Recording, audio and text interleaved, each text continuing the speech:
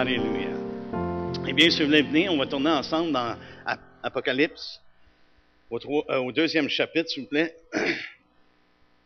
Et puis, la semaine passée, on a regardé la réalité du fait que l'Esprit, n'est-ce pas, parle. Hein? Donc,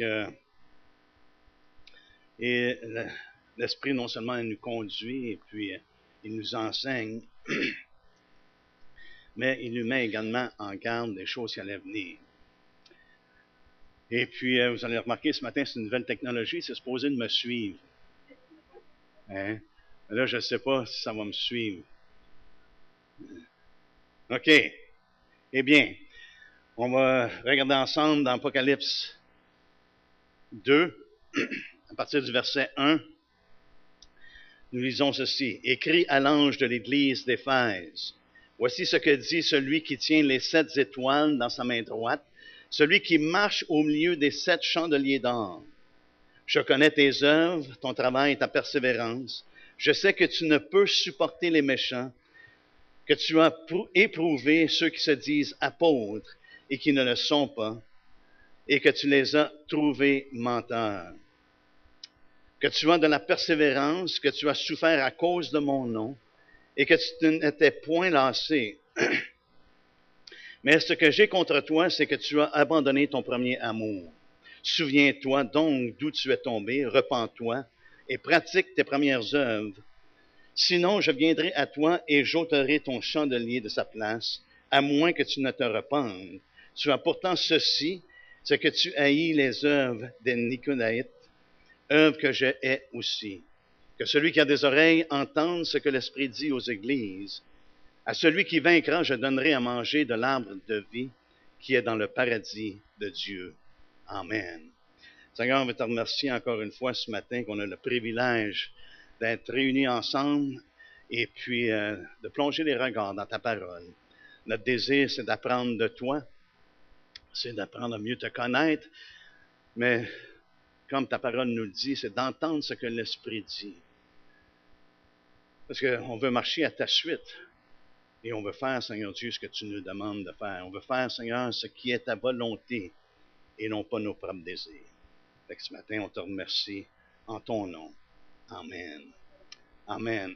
C'est pas la première fois que je touche à ce passage-là. Je pense que ça fait bien 12-13 ans passés. On avait regardé ça ici à l'Assemblée. La plupart d'entre vous n'étiez pas là à ce temps-là. Mais j'ai un désir de l'approcher d'une différente façon. Dans le passé, je vais regarder les détails, les explications et ces choses-là.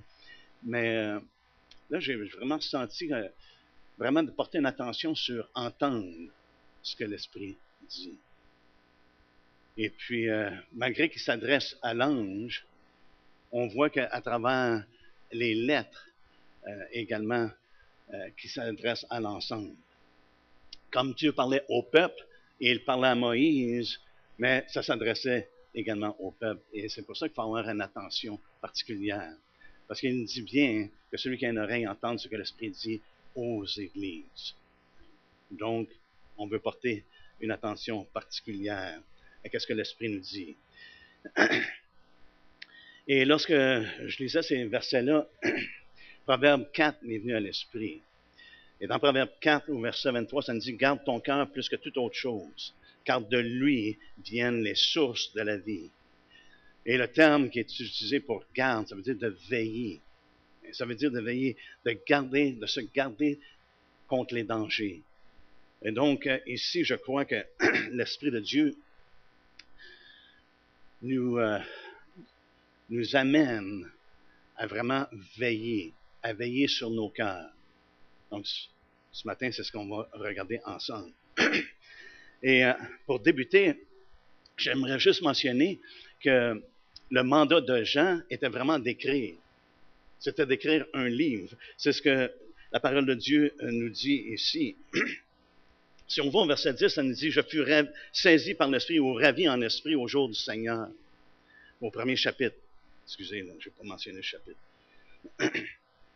Et j'entendis derrière moi une voix forte, comme le son d'une trompette, qui disait « Ce que tu vois, écris-le. Écris-le dans un livre et envoie-le aux 7 églises. à Éphèse, à Smyrne, à Pergame, à Thyatire, à Sardes, à Philadelphie et à Laodicée. Donc, c'est un mandat qu'il avait reçu. Il avait reçu un mandat d'écrire ce qu'il avait vu. Ce que Dieu lui avait montré. Ce que Dieu lui montrait, il avait besoin de mettre ça dans un livre. Et ce livre-là devait être envoyé à chaque église. C'est intéressant. Il y avait plus que 7 églises en Asie mineure. Mais Dieu avait choisi 7 églises, et je crois que ça a une représentation. C'est la représentation de l'Église au complet, dans sa plénitude. Il a envoyé ça à 7 églises. Et c'est pour ça, lorsque l'Esprit parle, il parle aux anges de l'Église, mais s'adresse aux églises. Donc, on veut entendre. Et parfois, on a la tendance de vouloir interpréter ces lettres-là comme étant des choses qui sont à venir, ou des choses qui représentent des périodes dans le temps de l'histoire de l'homme. Et pourtant, ce qu'il dit, si on continue à lire, on irait au verset 19, ça nous dit, « Écris donc ce que tu as vu, ce qui est et ce qui doit arriver ensuite. » Hein? Donc, il dit d'écrire ce qui est. Mais lorsqu'il a dit d'écrire un livre et de l'envoyer aux 7 églises, c'était des choses qui étaient à ce moment-là. Ce qui est. Donc, on doit recevoir cette parole-là, non seulement des choses qui représentent des périodes de temps, et on voit qu'à travers l'histoire, que oui, il y a des situations de l'Église qui étaient plus prominentes dans certains cas qu'on voit ici. Mais je crois que ça s'adresse à l'Église de tous les temps. Parce que savez-vous quoi? L'Église, c'est ce qui est. C'est pas ce qui sera, c'est pas ce qui était, c'est ce qui est. Pourquoi? Parce que Jésus bâtit son Église. Et c'est dans le présent. C'est dans l'histoire de l'homme maintenant. Donc, on doit recevoir l'ensemble de ce que l'Esprit dit maintenant. Et c'est pas simplement de pointer du doigt, mais dans telle époque, c'était telle chose, ou dans telle église, c'est ça qu'ils sont. Non, c'est d'entendre ce que l'Esprit dit aux églises, et comment est-ce qu'il le dit, comment est-ce qu'il le communique, et qu'est-ce qu'on doit en tirer. Donc, il dit, ce que tu as vu. Et qu'est-ce que Jean a vu? C'est la suprématie de Christ. À un tel point qu'il est tombé comme mort lorsqu'il l'a vu dans toute sa splendeur. Jean qui était sur la poitrine de Jésus, justement pendant le temps de la communion, n'est-ce pas? Maintenant, face à la gloire, à la majesté, à la suprématie de Christ, il tombe comme mort. Et la première chose que Jésus fait, il est dans sa main droite. C'est intéressant que c'était dans sa main droite qui étaient les 7 étoiles. Hein? Mais il a tendu sa main sur lui. Il dit, ne crains pas. Alléluia.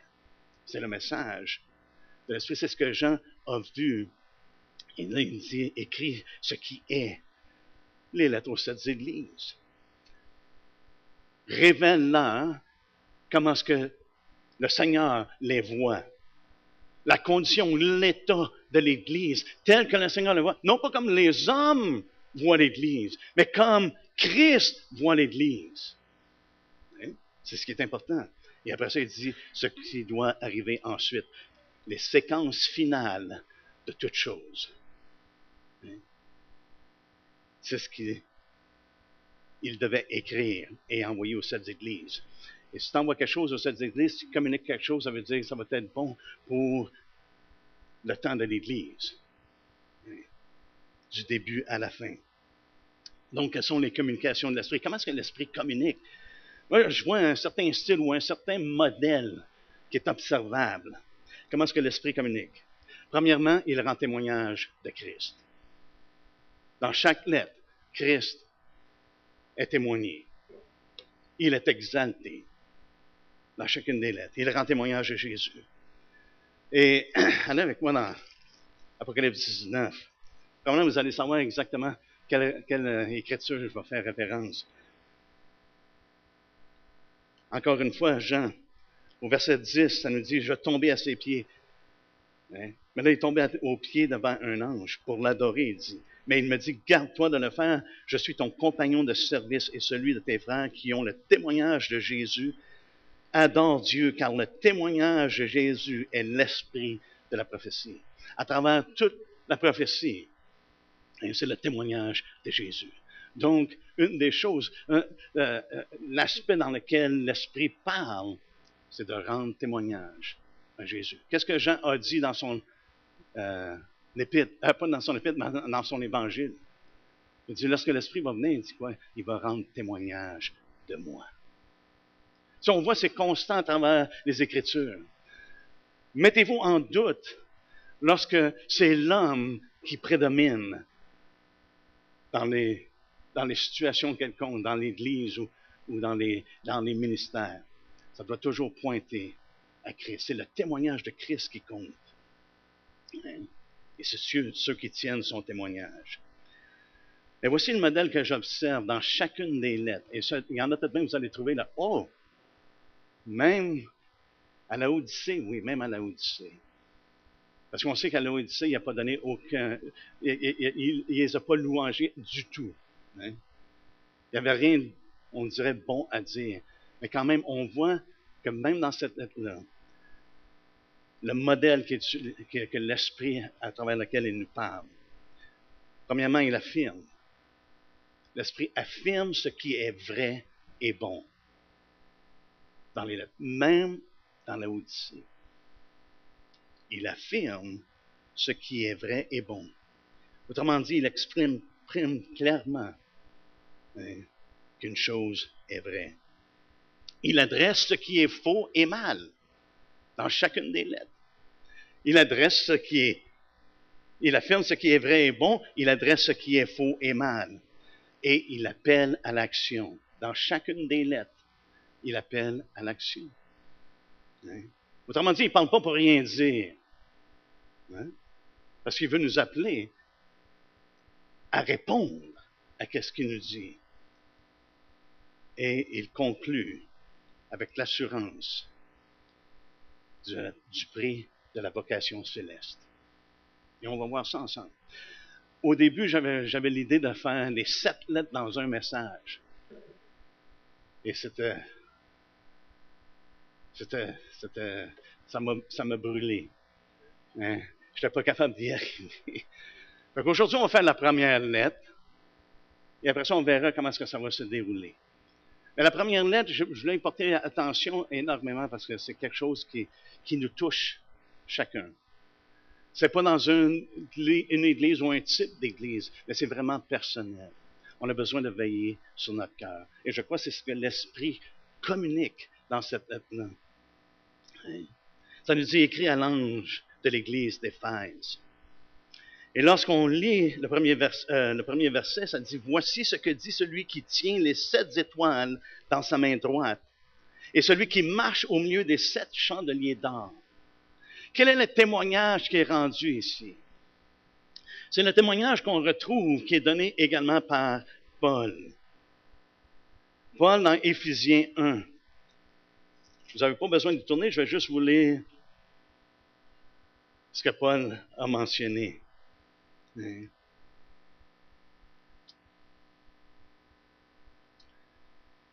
Ça nous dit au verset 1, Éphésiens 1, verset 20, chapitre 1, verset 20, excusez. Il l'a déployé en Christ, en le ressuscitant des morts et en le faisant asseoir à sa droite dans les lieux célestes, au-dessus de toute domination, de toute autorité, de toute puissance, de toute dignité et de tout nom qui peut être nommé, non seulement dans le siècle présent, mais encore dans le siècle à venir. Il a tout mis sous ses pieds et il l'a donné pour chef suprême à l'Église. Et je crois que c'est le témoignage qu'il rend ici. L'Église qui est son corps, la plénitude de celui qui remplit tout en tous. Mais ici, on le voit, c'est lui qui a les 7 étoiles dans sa main droite et qu'il est au milieu des chandeliers. C'est lui qui est chef suprême de l'Église. Ce n'est aucun homme. Paul n'était pas chef suprême. Jean n'était pas chef suprême. Il n'y a aucun homme qui est chef suprême. Christ est le chef suprême. Et c'est le temps que l'Église regarde à Christ comme étant le chef suprême. Hein? L'Église appartient à Christ, c'est lui qui l'a bâtie. Et ce n'est pas à travers l'innovation des hommes, comme j'ai mentionné la semaine passée, ce n'est pas à travers l'innovation des hommes que l'œuvre se fait. Elle se fait par l'Esprit de Christ qui est en nous. Hein? C'est comme ça que son œuvre s'accomplit. C'est l'Esprit qui convainc le monde. Hein? Et c'est par l'Esprit que nous sommes conduits, enseignés. Donc, Jésus est le chef suprême de l'Église. Il est le seul maître et directeur. Savez-vous que Jésus nous a enseigné que les uns envers les autres, on n'est pas à s'appeler maître ou directeur. Ça ne sera pas comme ça parmi vous. Il dit, il y a un seul directeur. Et là, tout de suite par après, ça dit. Et le terme maître et directeur, c'est le même mot. Il y a un seul directeur, il y a un seul maître. Christ. Il n'y en a pas d'autre. Et c'est pour ça que je vois que souvent, l'Église a tendance à dévier. Pourquoi? Parce que la confiance est dans l'homme plutôt qu'en Christ. Un des signes des sectes, vous savez quoi? C'est vraiment un homme qui va intercéder en faveur. Et la seule personne par laquelle vous pouvez comprendre les Écritures, c'est à travers cet homme-là. Si vous connaissez des églises qui marchent de cette façon-là, retirez-vous. Parce que ça, c'est pas le signe que c'est Christ qui est le chef. C'est plutôt un homme. Parce qu'il y a un seul médiateur entre Dieu et les hommes. Vous connaissez? C'est Jésus-Christ. C'est pas un autre homme. Et le seul qui peut vraiment nous enseigner clairement la parole de Dieu, c'est pas un homme, c'est l'Esprit de Dieu. Ah, maintenant, oui, Dieu utilise des hommes. Par contre, celui qui enseigne doit être l'Esprit de Dieu. Alléluia. Parce qu'il donne divers dons dans ce but-là. Mais l'attention ne doit jamais être pour les hommes. Donc, comme j'ai mentionné, je crois que dans cette lettre, Jésus affirme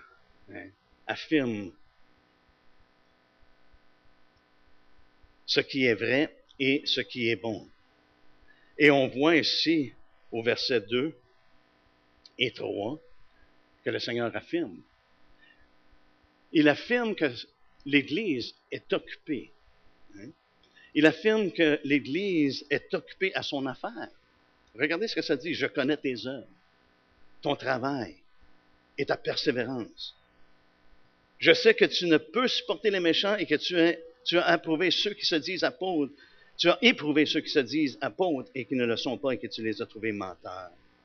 Que tu as souffert, que tu as dans la persévérance, que tu as souffert à cause de mon nom et que tu ne t'es pas lassé. Tu ne t'es point lassé. Donc, on voit ici, l'Église est occupée à son affaire. Pourquoi il dit, je connais tes œuvres. Autrement dit, l'Esprit nous montre que cette Église-là avait une foi qui était active. Une foi qui était active. Parce qu'ils ont fait de quoi? Ils ont répondu, Jésus bâtit l'Église et cette Église-là, elle est active. Je connais tes œuvres. On sait dans la parole de Dieu, comme Jacques nous fait part, qu'il dit, moi je vais vous montrer ma foi par mes œuvres. Il dit, montre-moi ta foi sans tes œuvres, moi je vais te la montrer par mes œuvres. Il y avait quelque chose qui est actif dans la vie d'une personne, qui vraiment entend ce que l'Esprit dit. L'Église que Jésus bâtit, c'est qu'il a réservé des œuvres, n'est-ce pas? Il nous a fait pour des œuvres. Donc, c'est une foi qui est active, qui n'est pas vaine, une foi qui est vivante et non vaine. Une foi qui est agissante, c'est ce que Jacques nous fait part. C'est ce type de foi-là. Il dit, je connais ton travail. Fait que c'est une Église qui était impliquée. Non seulement qu'elle avait une foi active en relation avec Christ, et ça leur donnait d'accomplir les œuvres de Christ. Mais également, ça nous dit ton travail, je connais ton travail. C'est une Église qui était bien dirigée dans un sens. Parce que le travail dont il fait part, je crois, c'est vraiment le travail de l'Évangile. Hein, et l'enseignement, la prédication de l'Évangile. Et on voit ça à travers les Écritures. Dans 1 Thessaloniciens, Paul, justement, commande à l'Église des Thessaloniciens concernant leur travail. Au chapitre 5, verset 12, il dit, nous vous prions, frères, d'avoir de la considération pour ceux qui travaillent parmi vous et qui vous dirigent dans le Seigneur et qui vous exhortent. Je connais ton travail. Donc, il y a une bonne direction et il y a de l'exhortation qui se fait. Dans 1 Timothée, il parle du travail, de la prédication et de l'enseignement. On va juste un petit peu plus loin dans 1 Timothée 5. Ça nous dit au verset 17 que les anciens qui dirigent bien, on voit que Dieu utilise les dons, soient jugés dignes d'un double honneur, surtout ceux qui travaillent à la prédication et à l'enseignement. Donc, il n'y avait pas un manque, il me semble, que l'Esprit reconnaît qu'il y avait une direction dans l'Église, qu'il y avait de l'exhortation, qu'il y avait la prédication et de l'enseignement, un bon enseignement. Hein? Et je connais tes œuvres, je connais ton travail, mais je connais aussi ta persévérance. Tu as de la persévérance. Et même, ça nous dit qu'il y avait de la persévérance, frères et sœurs, même à travers la souffrance. Hein? C'était pas une église deux de pique qu'on dit, là. Hein? C'est une église qui était engagée. C'était une église vraiment qui démontrait une ardeur pour les choses de Dieu, au point de souffrir. Hein? Au verset 3, il dit, tu as de la persévérance. Tu as souffert à cause de mon nom et tu ne t'es point lassé.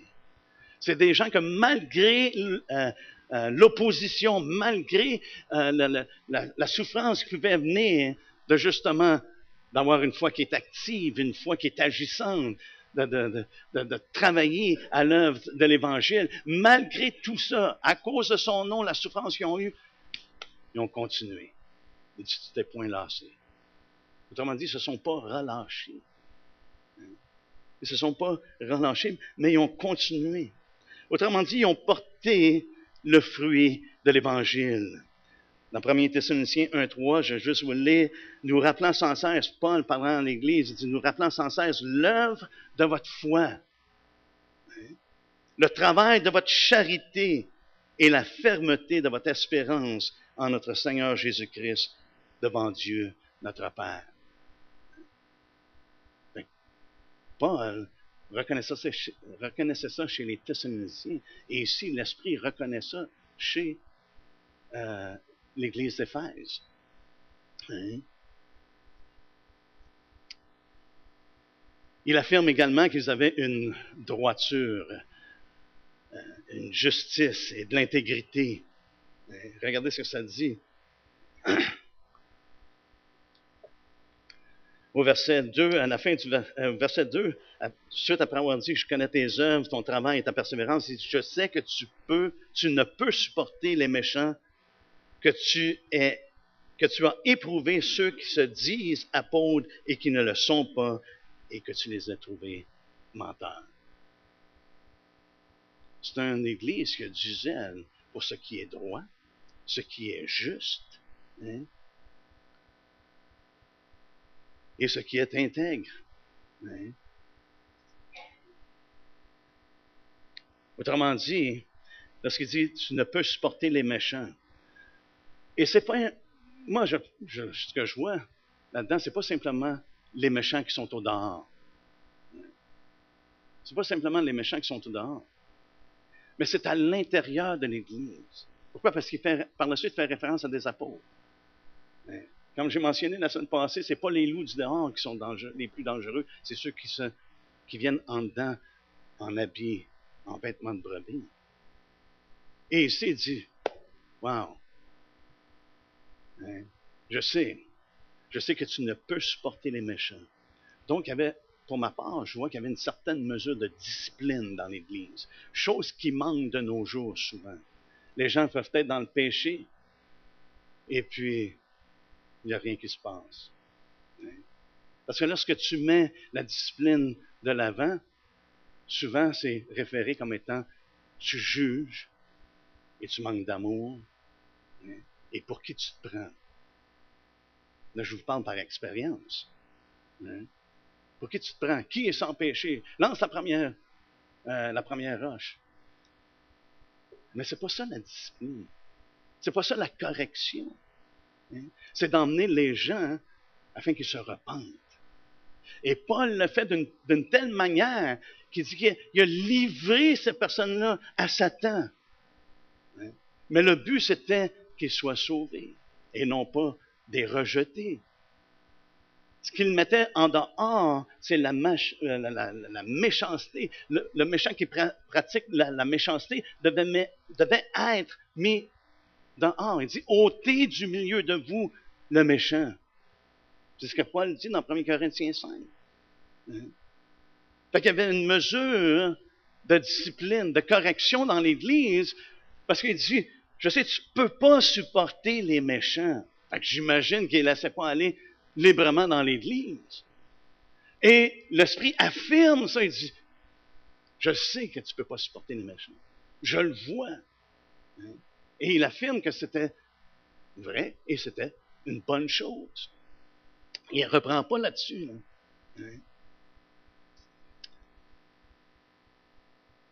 Mais par contre, il mentionne une autre chose. Il dit, tu as pourtant ceci. Regardez, c'est au verset 6. On saute au verset 6. Ça nous dit, tu as pourtant ceci.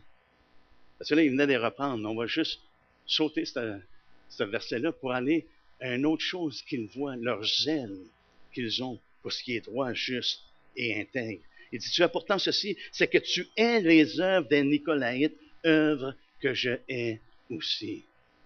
Imaginez-vous, il haïssait les mêmes choses que le Seigneur haïssait. On n'a pas grand-chose sur les Nicolaïtes. Hein? Et puis, dans le passé, j'avais été plus en détail, mais je veux juste mentionner une couple de choses. Le terme Nicolaïte veut dire destruction du peuple. Fait que c'est une bonne chose d'haïr ce qui va détruire le peuple de Dieu. Êtes-vous d'accord avec moi? Hein? Fait qu'il haïssait les œuvres des Nicolaïtes. Quelles étaient leurs œuvres? C'était une doctrine de libertinage. Hein? Une doctrine qui est de manger des choses sacrifiées aux idoles. Il n'y a pas, it's not a big deal. C'est pas grand-chose. Ou commettre des actes immoraux. Hein? C'était quelque chose que c'était bien normal. Mais vu qu'il haïssait le méchant, il ne pouvait pas supporter les méchants, c'est certain qu'il allait haïr ce type de doctrine-là. Mais il y a une autre chose qui est venue avec les Nicolaïtes, c'est le fait que, à partir de ce moment-là, c'est là qu'on voit qu'il y a une classe qui s'installe dans les églises. Ça s'est infiltré dans les églises. La classe du clergé est laïque.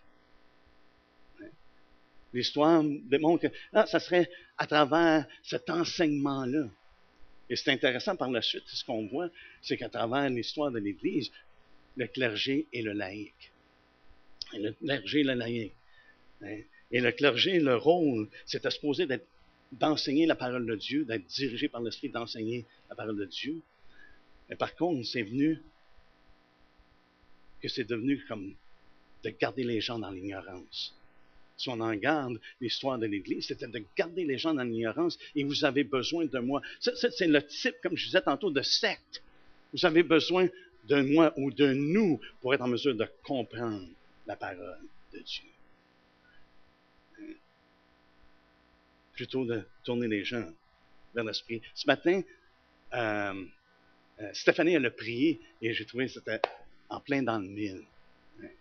Donne-nous de se nourrir de ta parole à tous les jours. Voyez-vous, oui, j'ai une responsabilité de nourrir, mais si vous mangez juste une fois par semaine, vous allez mourir. Vous avez une responsabilité de vous nourrir également. C'est comme je disais à quelqu'un dernièrement, parce que ça m'avait été dit, tu peux donner du poisson à quelqu'un, mais c'est bien mieux si tu enseignes à pêcher puisse se nourrir également. Donc, mon but, c'est de vous amener à avoir un désir d'aller fouiller dans la parole, de vérifier qu'est-ce que la parole de Dieu nous dit et d'apprendre à vous nourrir chaque jour dans la parole de Dieu. Amen. Alléluia. Et j'avais déjà lancé un défi qui m'avait été fait à moi lorsque j'étais un nouveau chrétien. Et le défi, c'était simplement de lire 5 minutes par jour. Et dans mon zèle, j'avais pensé, et dans ma tête, je pensais, oh Seigneur, moi, 5 minutes c'est passé. Et la personne a dit, faites pas plus que 5 minutes, parce que vous allez voir dans le cours de votre vie, il y a des fois, c'est un défi même pour 5 minutes. Et là, je dis, ah ouais. Là, il nous avait mentionné, fais pas un vœu puis pas le tenir, parce que Dieu prend pas plaisir dans les insensés. Fait que je dis, OK, 5 minutes par jour. Ça. Je m'en suis tenu à ça.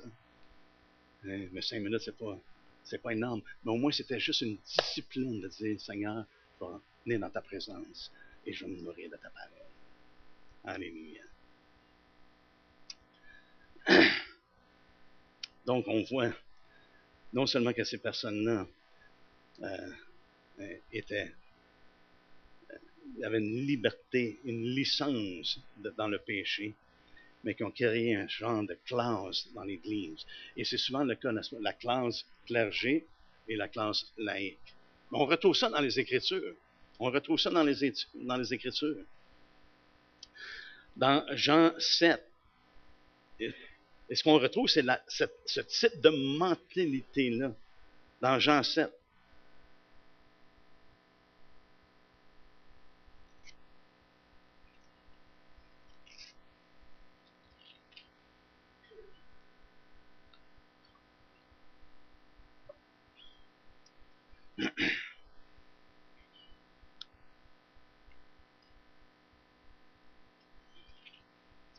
Jean 7. Après que les gens ont essayé de piéger Jésus, ils l'ont entendu parler, puis ils étaient eux-mêmes étonnés de la parole qu'il disait. Et puis, ils sont allés retrouver, les huissiers sont allés retrouver les pharisiens. Et puis, au verset 47, ça nous dit, les pharisiens leur répliquèrent, est-ce que vous aussi, vous avez été séduits? Y a-t-il quelqu'un des chefs ou des pharisiens qui ait cru en lui? Mais cette foule qui ne connaît pas la loi, ce sont des maudits. Imaginez-vous. Voici les chefs. Donc, ils auraient dû avoir la responsabilité de diriger la foule, de diriger le peuple. Ils les appellent maudits. Non, ils ne connaissent pas la loi. C'est à nous autres que c'est donné d'enseigner la loi. De s'élever. Le clergé et le laïc. Mais Jésus dit, ça ne sera pas comme ça parmi vous. On a commencé avec ça. Il dit, vous n'appelez pas personne maître ou même père. Vous êtes tous des frères et des sœurs. C'est de la façon qu'on doit communiquer les uns avec les autres et se voir les uns avec les autres. Parce que ce type de mentalité-là, frères et sœurs, c'est que ça amène à la pensée que c'est le clergé qui doit dicter comment lire les Écritures. Et si vous examinez toutes les sectes, ils ont toujours un livre ou des revues ou des choses qui vont expliquer à leurs adhérents comment lire les Écritures. Je me souviens en témoignant à des témoins de Jéhovah, parce que tu leur emmenais de quoi que ça avait été évité. Ils étaient bouleversés. Pourquoi? Parce que ces choses-là qui viennent contredire ce qu'ils enseignent sont complètement évitées. Et ils sont programmés qu'on ne peut pas recevoir ça. Même si tu leur montres, c'est écrit noir sur blanc, on ne peut pas recevoir ça. Pourquoi? Parce que ça ne vient pas de la tête. C'est le danger. Une autre chose que l'Esprit affirme. Il affirme qu'ils avaient, je crois, acquis une certaine maturité spirituelle. Hein? Ils ont fait preuve de discernement. On sait que dans Hébreux 5, justement, le discernement, c'est des gens qui sont exercés de juger, de discerner les choses, le bien et le mal. Hein? Parce qu'il leur dit, tu as éprouvé ceux qui se disent apôtres et qui ne le sont pas, et que tu les as trouvés menteurs. Au verset 2. Fait qu'ils ont un certain discernement, n'est-ce pas? Ils sont capables de dire, ça, c'est pas un vrai apôtre. Autrement dit, ils ont éprouvé les esprits pour voir s'ils étaient vraiment de Dieu. Ils étaient en mesure de reconnaître. Et l'Esprit de Dieu affirme et dit, vous êtes en mesure de reconnaître les faux apôtres. De discerner que non, ça passe pas, ces gens-là ne sont pas de Dieu. Même il dit, tu les as trouvés menteurs. En ce moment, on regarde dans 1er Jean. Il va y avoir de quoi qui s'est passé qu'il était capable de reconnaître que ce n'étaient pas des apôtres, des ministres de Christ, mais qui étaient simplement déguisés. Ça nous dit dans 1 Jean, premier chapitre, et c'est ce qu'on va regarder cette semaine. Ça nous dit la nouvelle, au verset 5, la nouvelle que nous avons apprise de lui, c'est que nous vous annonçons, c'est que Dieu est lumière et qu'il n'y a point en lui de ténèbres. Si nous disons que nous sommes en communion avec lui et que nous marchions dans les ténèbres, nous mentons et nous ne pratiquons pas la vérité. Nous mentons, ça dit. Fait qu'il dit, tu les as trouvés menteurs. Pourquoi? Parce que c'est des gens que même s'ils professaient le nom de Christ, ils devaient marcher dans les ténèbres. Parce que tu ne peux pas dire, je suis en communion avec Christ et de marcher dans les ténèbres. C'est d'être menteur et de ne pas pratiquer la vérité. Donc, c'est important d'entendre ce que l'Esprit dit. Il affirme les choses qui sont vraies et qui sont bonnes. Pourquoi? Parce qu'il aime son Église. Et dans la croissance dans laquelle nous sommes, il l'affirme. Et son désir, c'est qu'on continue de croire. On n'est jamais arrivé. Paul a dit, je ne suis pas arrivé. Si Paul n'était pas arrivé, frères et sœurs, j'ai une nouvelle pour vous. On n'est pas arrivé non plus. On n'est pas arrivé. Mais l'Esprit, en même temps, adresse le problème de l'Église. Adresse l'état dans lequel il se trouve, qui n'est pas visible à l'œil des hommes, mais que lui voit. Il adresse l'état de leur cœur. Au verset 4, il dit, mais ce que j'ai contre toi, c'est que tu as abandonné ton premier amour. Wow. Ouais. Il était bien impliqué, il était, je dirais même, dévoué, consacré à l'œuvre en tant qu'Église. Mais il y avait un problème au niveau du cœur. C'est pour ça, ce matin, je pense, on a besoin de veiller. Veillons sur notre cœur. Parce que l'Église a continué de faire ces choses. Tout ce qui paraissait bien, tout ce qui était bien même, mais il y avait un manque. Un manque au niveau du cœur. Ouais. Dans Jérémie 2.2, c'est un verset qui me touche lorsque je lis ce verset-là. Et puis, ça fait pas longtemps que je l'ai lu, parce que je viens de finir Jérémie il n'y a pas longtemps. Ça nous dit au chapitre 2, verset 1, ça dit, la parole de l'Éternel me fut adressée en ces mots. Il dit, va et crie aux oreilles de Jérusalem. Ainsi parle l'Éternel, je me souviens de ton amour lorsque tu étais jeune, de ton affection lorsque tu étais fiancé, quand tu me suivais au désert dans une terre inculte. Je me souviens de ton amour. Je me souviens de ton affection. Et ici, l'Esprit rappelle à l'Église, il dit, voici ce que j'ai contre toi. C'est que tu as abandonné ton premier amour. C'est une situation quand même surprenante pour une Église qui de toute apparence, sont vraiment engagés. Mais ici, l'Église, lorsque l'Esprit parle, il ne dit pas, vous avez perdu votre premier amour.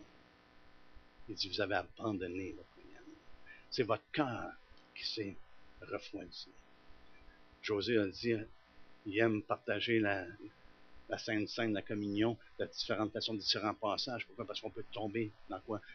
Dans une tradition. On peut tomber de simplement faire les choses par habitude. Hein? Et ça semble ici qu'il manque un amour.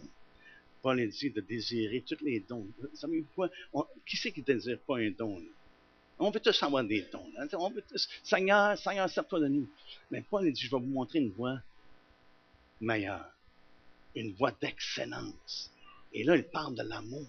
Parce qu'il dit, vous faites faire toutes sortes de choses, vous pouvez avoir tous les dons. Imaginez-vous, il n'y a jamais une place que c'est écrit dans les Écritures qu'une montagne a été déplacée par la foi. Malgré, c'est fait référence. Mais il n'y a pas de témoignage qu'une montagne a été déplacée.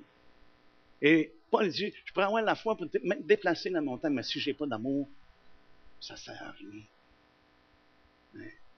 Et Paul va emmener les gens non seulement de désirer, d'aspirer, parce que c'est ça qu'il dit, aspirer aux dons les meilleurs. Tu sais, d'aspirer à avoir des dons spirituels, c'est une bonne chose, mais ça soit dans le contexte que notre cœur est rempli d'amour.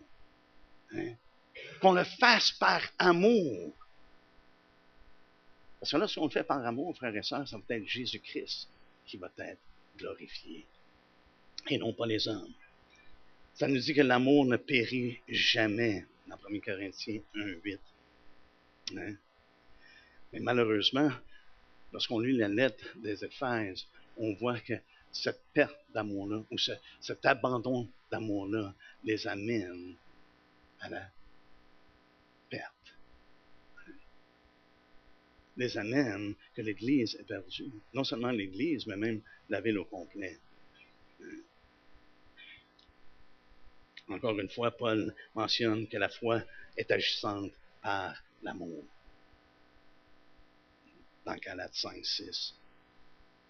On se doit de bien prêcher, de bien proclamer et d'enseigner la vérité, mais c'est qualifié dans l'amour. Paul met toujours un emphase. Ce qu'on fait doit être fait dans l'amour. Et l'Église ici faisait beaucoup de bonnes choses, de choses que l'Esprit affirme et reconnaît. Mais il dit, j'ai quelque chose contre toi. Et ce n'était pas une petite chose, parce qu'il leur dit, il y avait un besoin. Là. Il faisait un appel, n'est-ce pas? Mais regardez ce que Paul dit dans 1 Corinthiens 16. Et ça, c'est une chose, frères et sœurs, qui me fait trembler. Parce que la chose qu'on ne veut pas, c'est que notre cœur se refroidisse. Notre amour se refroidisse pour Jésus. 1 Corinthiens 16, au verset 22, ça nous dit, si quelqu'un n'aime pas le Seigneur Jésus, qu'il soit anathème. Maranatha. Si quelqu'un n'aime pas le Seigneur Jésus, qu'il soit anathème, qu'il soit voué au malheur. Wow! Hein, c'est sévère, là. Parce que notre foi en Jésus-Christ, frères et sœurs, ce n'est pas simplement une foi dans un dogme, dans des doctrines. C'est notre foi en une personne. C'est une communion avec une personne. Et une communion est dans l'amour. La communion qu'on doit avoir entre nous autres, quel est le commandement que le Seigneur nous a dit? Il dit, je m'en vais, mais je vous donne un nouveau commandement. Aimez-vous comme je vous ai aimé. Aimez-vous les uns les autres comme je vous ai aimé. Mais on doit avoir également cet amour-là pour le Seigneur. Le premier commandement n'a jamais changé, frères et sœurs. Les commandements de Dieu ne sont pas passés. Là. On n'est pas justifié par ces commandements-là, mais les commandements de Dieu n'ont jamais changé. Ils demeurent toujours vrais.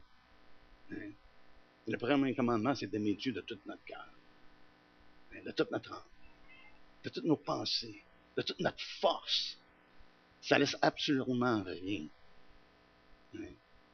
Et ici, il nous dit dans Corinthiens, il dit, celui qui n'aime pas le Seigneur Jésus, qu'il soit anathème, qu'il soit voué au malheur. Ouf! Ici, l'Église, il dit, t'as abandonné ton premier amour. T'as abandonné ton premier amour. Et l'Esprit, dans ce passage-là, avertit. Il adresse en avertissant d'un rejet, d'un éventuel rejet. C'est ce qu'il leur dit. Il leur dit, sinon, il dit, je viendrai à toi, il dit, je vais venir à toi, et j'ôterai ton chandelier de sa place, à moins que tu ne te repentes. Et ce qui est triste, c'est que le témoignage de cette Église-là, éventuellement, elle a cessé d'exister. Elle est tombée en ruine. Mais il avertit également, je crois que c'est pas écrit directement, mais c'est une leçon, je crois, pour ma part, je retiens de ce que je lis dans ce passage-là. C'est un rappel pour nous que la bonne doctrine ou la saine doctrine ne suffit pas. Autrement dit, on peut avoir toute la connaissance, comme Paul le dit, je peux avoir toute la connaissance, mais si je n'ai pas l'amour, ça ne vaut rien. Donc la bonne doctrine, autant que c'est nécessaire, autant que c'est important, ça ne suffit pas. On doit aimer Dieu. On doit aimer notre Sauveur de tout notre cœur. Amen. Alléluia. Et ça me rappelle ce que Jésus a dit aux pharisiens, ce que Ésaïe avait prophétisé. Ce peuple-là m'honore avec leurs lèvres, mais leur cœur est éloigné. Ils avaient abandonné Dieu dans leur cœur, malgré qu'ils faisaient tout ce qui était acceptable, on pourrait dire. Tout ce que les hommes pensaient, ah, c'est ça, là. Ça, c'est important. Et frère, ça, je ne veux pas minimiser la saine doctrine, vous le savez. Mais je réalise que l'Esprit, ce qu'on a besoin d'entendre, ce que l'Esprit dit, c'est que ça ne suffit pas. C'est le cœur. Dieu regarde au cœur qu'aucun homme ne peut voir. Mais lui, il voit. Il voit ce qui nous anime. C'est pour ça qu'on voit qu'il fait un appel. Il fait un appel à la repentance. Il fait un appel à l'action, n'est-ce pas? Il dit, repentez-vous. Il dit, souviens-toi donc. Ça fait qu'il nous demande vraiment un examen interne. Il dit, souviens-toi donc d'où tu es tombé. C'est comme Paul a dit aux Corinthiens, il dit, examinez-vous pour voir si vous êtes dans la foi. Là. D'où vous êtes tombé. Moi, ça me fait penser au fils prodigue dans Luc 15. Dans Luc 15, le fils prodigue, il y a quoi qui est arrivé, n'est-ce pas? Il a été emmené à quoi? À entrer en lui-même. Il était emmené à s'examiner lui-même. Ça nous dit au verset 17, étant rentré en lui-même, il dit, combien d'ouvriers chez mon père ont du pain en abondance, et moi ici, je meurs de faim. Il s'est souvenu de qu'est-ce qu'il y avait. Et il s'est souvenu d'où il est tombé. D'où tu es tombé? C'est lorsque j'ai demandé à mon père de me donner l'héritage, puis de m'en aller. De sortir de cette relation-là. Et de suivre mes propres directives, mes propres convoitises, mes propres désirs, faire à ma tête.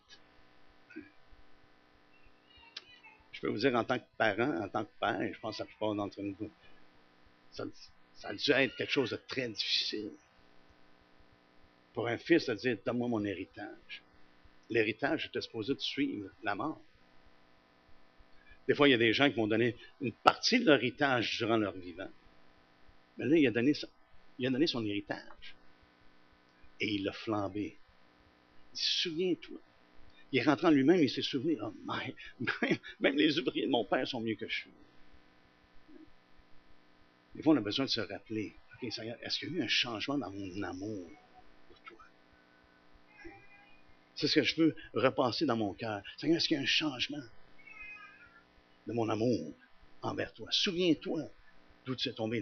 Le moment où il y a eu comme un genre de refroidissement, un laisser-aller.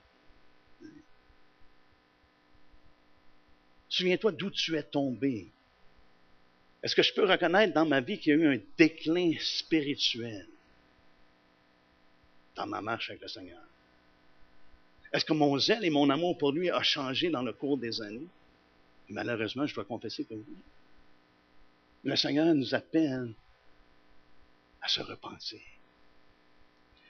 Et lorsqu'il nous dit de se repentir, il dit ici, souviens-toi, verset 5, donc d'où tu es tombé, repens-toi et pratique tes premières œuvres. Pratique tes premières œuvres. Autrement dit, reviens à ton amour. Reviens à ton premier amour. Lorsque tu fais tes délices en Dieu. Hein? Que c'est pas une tâche, c'est pas un, ah, c'est tellement difficile. J'ai pas de temps pour le Seigneur, j'ai pas de temps de faire ça, j'ai pas de temps de faire ça.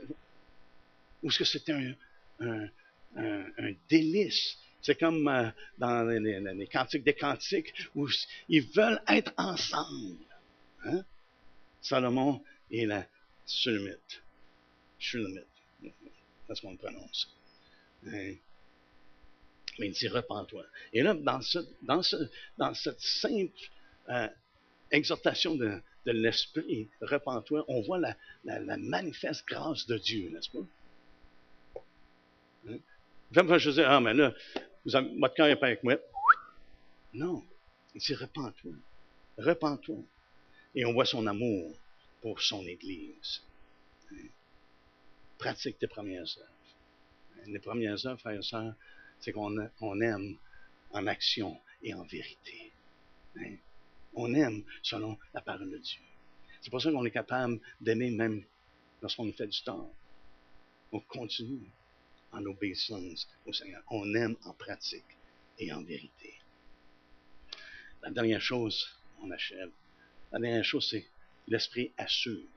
Il assure le prix de la vocation céleste en Jésus-Christ. Dans chaque Église, frères et sœurs, suite à la repentance ou suite dans la continuance, la promesse est faite pour le prix de la vocation céleste. Le salut. C'est ça que Pierre dit. Vous allez recevoir le salut au prix de votre foi. Et comment est-ce qu'il le mentionne? Parce qu'il fait référence au verset 7. Il dit que celui qui a des oreilles entende ce que l'Esprit dit aux églises, à celui qui vaincra. Donc, il s'attend qu'il va avoir une action. Il l'appelle à l'action et il doit avoir une action. Qui est communiquée, qui est vraiment démontrée. À celui qui vaincra, je donnerai à manger de l'arbre de vie qui est dans le jardin, dans le paradis de Dieu. Je vais lui donner l'arbre de vie. Donc, celui qui ne vainc pas ne participe pas à l'arbre de vie. Mais ce qui est intéressant, c'est la relation qu'il y a. Et on sait que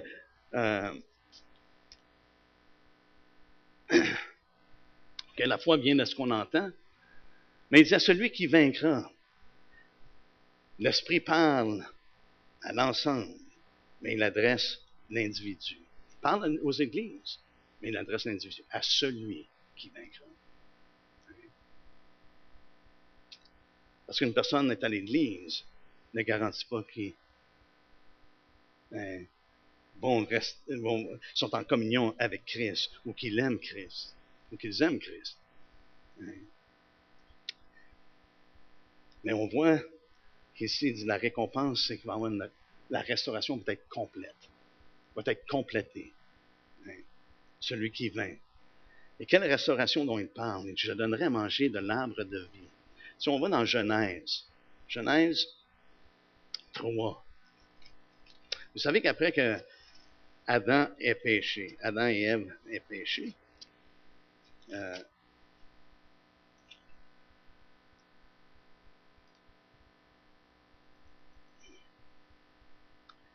Dieu a agi, n'est-ce pas?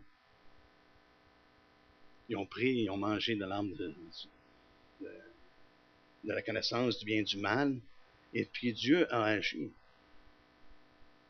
Ça nous dit au verset 22, il dit, l'Éternel Dieu dit, voici l'homme est devenu comme l'un de nous, pour la connaissance du bien et du mal. Hein? Le Seigneur nous inclut avec lui maintenant dans la connaissance du bien et du mal. Il est devenu un de nous, pour la connaissance du bien et du mal. Empêchons-le maintenant d'avancer sa main, de prendre de l'arbre de vie, d'en manger et de vivre éternellement. Pouvez-vous vous imaginer de vivre éternellement dans les situations dans lesquelles on se trouve? Là? Et Dieu a interdit. Et il dit, on va les empêcher d'avancer la main, de prendre de l'arbre de vie, d'en manger et de vivre éternellement.